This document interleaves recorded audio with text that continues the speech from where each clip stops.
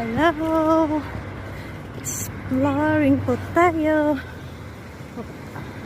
I'm going to the market to buy some fruits. I'm here in Turkey. You see, Zeytinburnu. And now I'm going to Boulevard to buy some food. Alone ako ngayon. I'm on the way.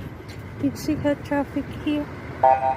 Hindi lang po sa Pilipinas ma-traffic. Naglalakad ako. Kasi malapit lang naman ito sa bahay.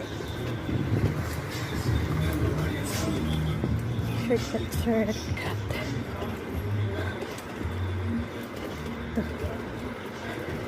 Pero mostly dito, hindi marunong mag-English. So, you need to have a translator. Kailangan ang phone laging ay load. Yan. Ito.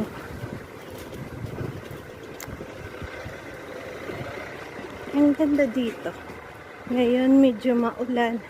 And then, ang oras is 6 o'clock in the evening. Pero, you see? Diba?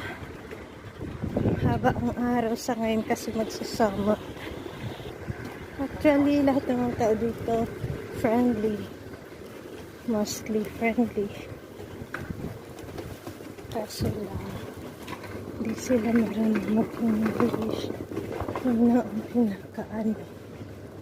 That is why dito kami sa Europe side ng Turkey. Kaya mga tao dito mostly mga Islam. Pero may Christian dito. Not like sa Asian part ng Turkey na they are not wearing hijab mostly there. Ayan.